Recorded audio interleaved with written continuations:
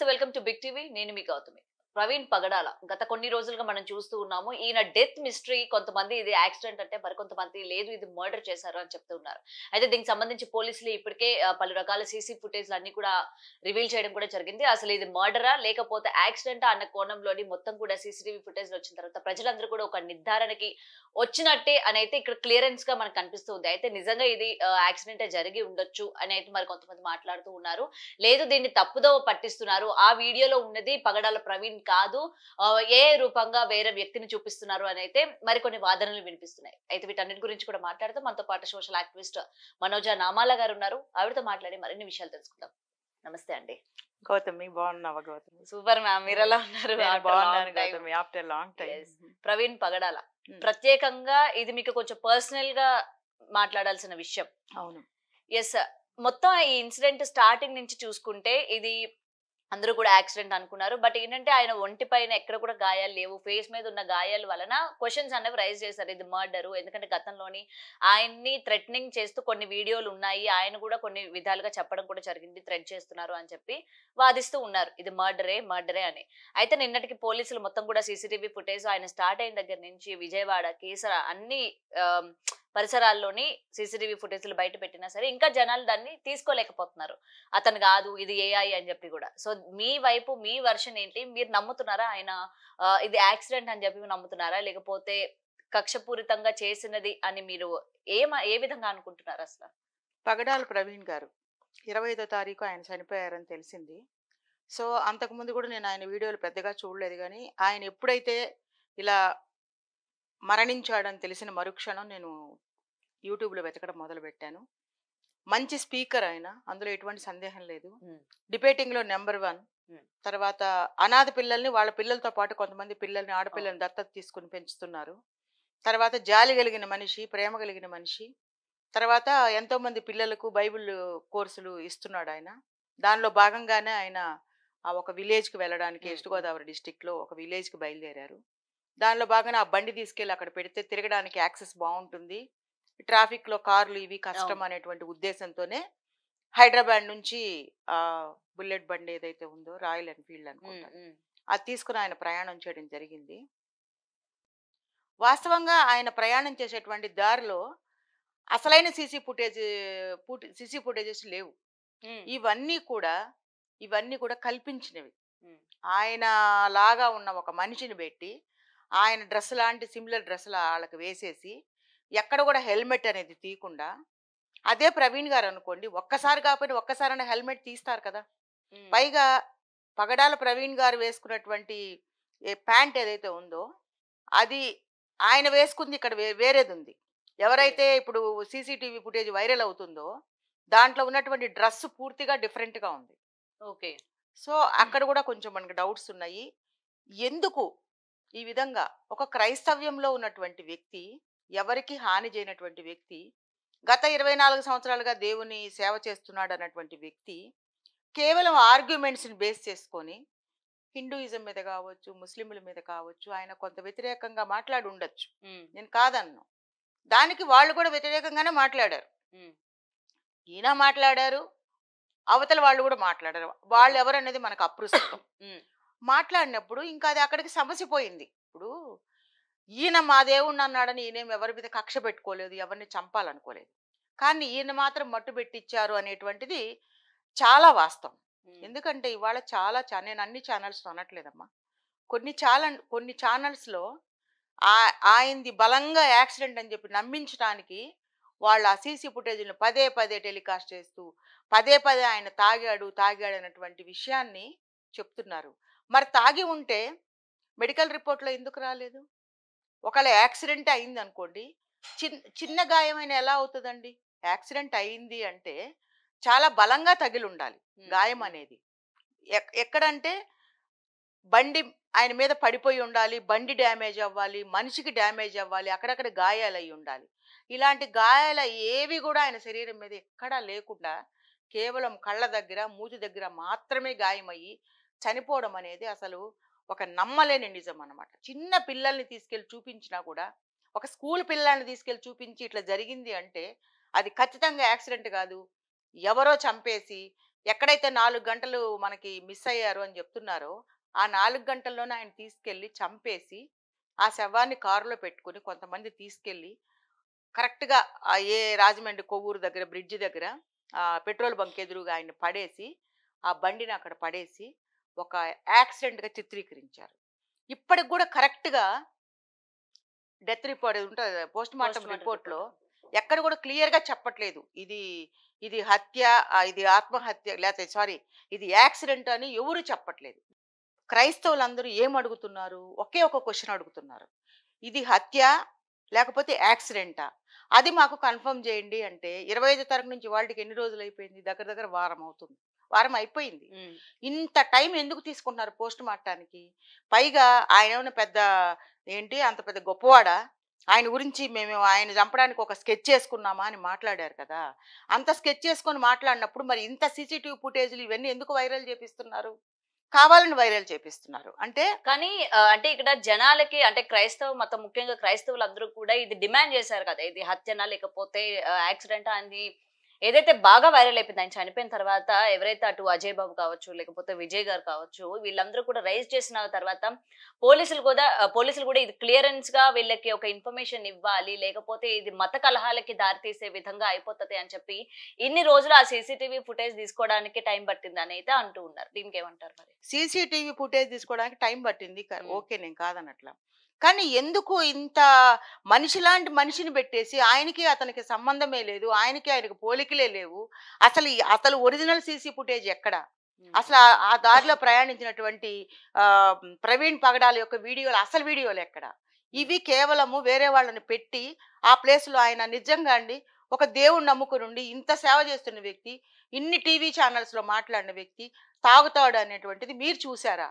ఎవరో ఒకరిని పెట్టి కావాలని వీడియోని సృష్టించి, ఒక మనిషిని సృష్టించి, అన్ని చోట్ల ఆయన వీడియోలో పడేటట్టు చేసి, మనుషులతో మాట్లాడిచ్చి, ఇదంతా కేవలం ఒక ఫ్యాబ్రికేషన్ చేసి ఆయన్ని ఆయనది యాక్సిడెంటు అని చెప్పడానికి, ఈ తాగి పడిపోయాడని చెప్పడానికి, తాగి పడిపోతే చనిపోతాడా? దానికి రీజన్ చూపించాలి కదా! పోనీ హార్ట్ అటాకా? కాదు కదా! హ్మ్. గాయాలున్నాయంటే ఒక యాక్సిడెంట్ అయితే ఎంత ఫోర్స్‌ఫుల్‌గా ఎళ్లి పడాలి, తల పగలాలి, బ్లీడింగ్ అవ్వాలి, మొత్తం రక్తపాతం అవ్వాలి, బండి డ్యామేజ్ అవ్వాలి. ఇవన్నీ కాకుండా బండి అంత సేఫ్‌గా ఉండి, ఏదో కాస్త రక్తం వెనక పూసి పెద్ద కర్ర ఉందక్కడ. ఆ కర్ర చాలు గదా! ఒక మనిషిని చంపడానికి. హ్మ్.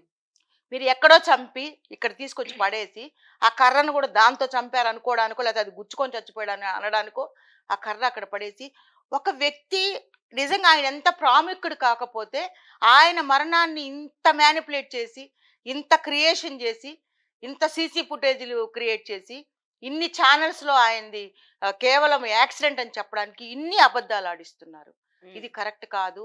క్రైస్తవులు అసలు ఊరుకోరు. ఈ మరణాన్ని ఎవరు జీర్ణించుకోలేకపోతున్నారు. ఎందుకంటే ఆయన చనిపోవలసిన వ్యక్తి కాదు.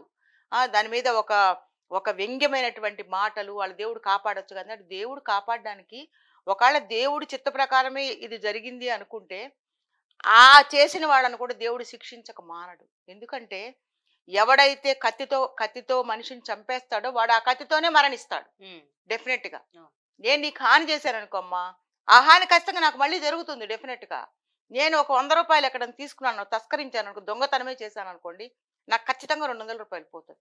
అలాగే ఒక మనిషిని అన్యాయంగా, నిర్దాక్షిణ్యంగా, ఒక నోటి మాటతో ఎదుర్కోలేక, ఆయన్ని దారుణంగా అంటే ఆయన యొక్క ఉన్నతిని, ఆయన యొక్క నాలెడ్జ్‌ని యాక్సెప్ట్ చేయలేని వాళ్ళు ఎవరన్నా కానివ్వండి వాళ్ళు. నేను పలాని హ్మ్. పేరు హ్మ్. హ్మ్. అనట్లేదు. హ్మ్.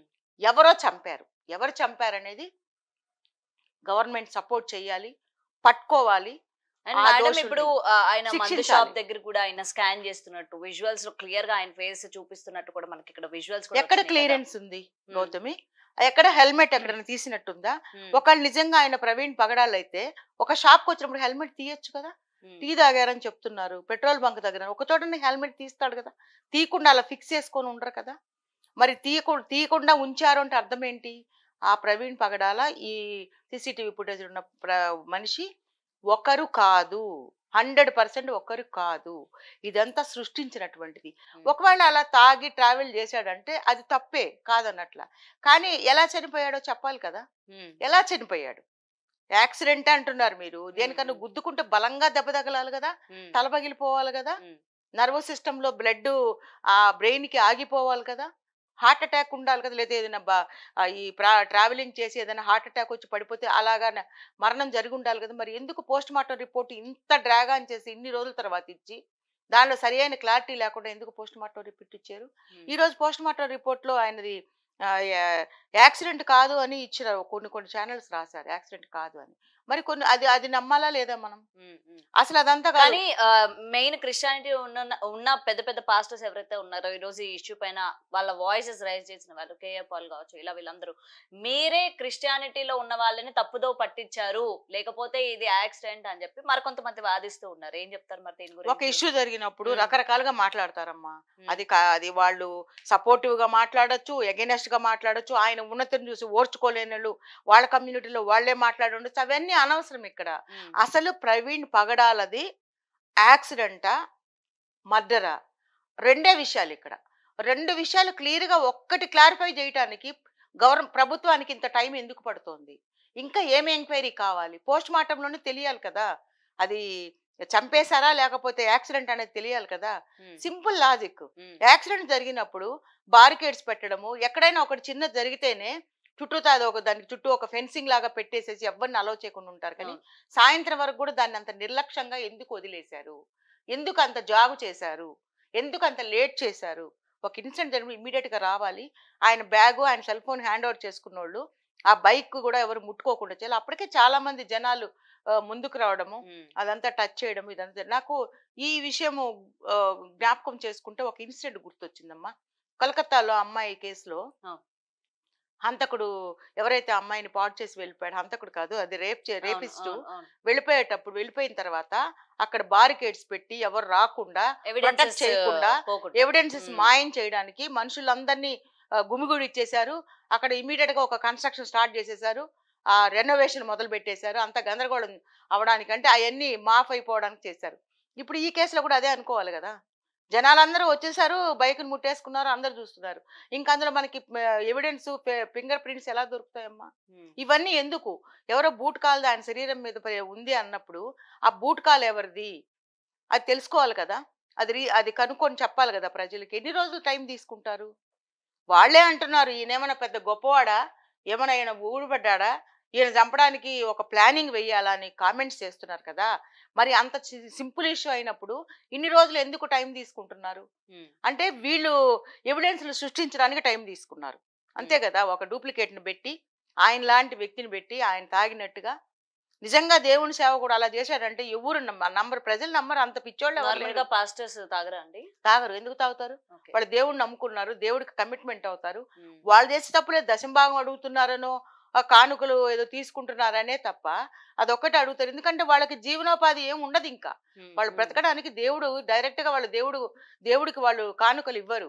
వాళ్ళు తీసుకుంటారు, వాళ్ళు వాడుకుంటారు, ప్రజలకు పంచి పెడతారు. ఇప్పుడు ఎంతో మంది సేవ చేస్తున్నారమ్మా, కొన్ని వేల మందికి భోజనాలు పెడుతున్నారు. అవన్నీ ఊరికే వస్తాయా? ఒక ఆదివారం చర్చి రన్ చేయాలంటే కొన్ని లక్షలు ఖర్చు అవుతుంది. ఒక పెద్ద ఫంక్షన్ హాల్ తీసుకుని రన్ చేయాలంటే లక్షలు ఖర్చు పెట్టాలి ఒక్క రోజుకి. అలాంటప్పుడు ఆ డబ్బులన్నీ ఎక్కడి నుంచి తెచ్చిస్తారు? పాస్టర్లు అందరూ గొప్పవాళ్ళే ఉండరు కదమ్మా. ఇలా ఎదిగినోళ్ళు దేవుడి ప్రేరేపణతో దేవుడి వాక్యం అందిస్తున్నారు. దేవుడి వాక్యం ద్వారా జనాలకు స్వస్థత ఇస్తున్నారు. ఎన్నో మహిమ కార్యాలు, అద్భుత కార్యాలు దేవుడు చేస్తూ. ఎవరి నమ్మకం వాళ్ళది, అదే ఎవరి నమ్మకం వాళ్ళది. నేను ఎవరిని కించపరిచి మాట్లాడలేదు. కాకపోతే ప్రవీణ్ ప్రగడాల హత్య కేసుని ఇంత హై లెవెల్కి తీసుకెళ్లకుండా దీన్ని స్టార్టింగ్ లోనే హత్య లేకపోతే యాక్సిడెంట్ అనేది చెప్పడానికి ఇంత టైం తీసుకోవడం ఎందుకు? ఇప్పుడు మరి మిగిలిన క్రైస్తవులంతా దాన్ని గోల్ చేస్తున్నారు అనడం ఎందుకు? ఒక్కొక్కరు ఇంటర్వ్యూలు తీసుకుని వాళ్ళలో ఉన్నటువంటి, ఇప్పుడు నన్ను అడిగారు, నేను కూడా అలాగే రియాక్ట్ అవుతాను. ఎందుకంటే ఇది అన్యాయం. అతను ఏ కులం వాడన్నా కానివ్వండి, ఏ మతం వాడన్నా కానివ్వండి, ఒక మంచి వక్త, ఒక మంచి డిబేట్ చేయగల వ్యక్తి, ఒక మంచి పనులు చేసినటువంటి వ్యక్తి ఆర్గ్యుమెంట్ చేసినంత మాత్రాన అతను చెడ్డవాడు ఎలా అవుతాడు? మీరు దమ్ము ధైర్యం ఉన్నోళ్ళు ఎవరైనా సరే ఆయనతో ఆర్గ్యుమెంట్ చేయండి, ఆయనతో మాట్లాడండి, గెలవండి. అలా మనిషిని చంపేయాలనేటువంటి దుర్మార్గాన్ని కొడికట్టడం అనేది కరెక్ట్ కాదు. ఈ విషయంలో ప్రభుత్వం చర్యలు తీసుకుని ఆయనది హత్యనా లేకపోతే నిజంగా యాక్సిడెంటా అనేది తేల్చాల్సినటువంటి బాధ్యత చట్టాంది, తర్వాత సదరు పోలీసులు. Right, thank you so much. Thank you. For more videos like this, subscribe Big TV channel.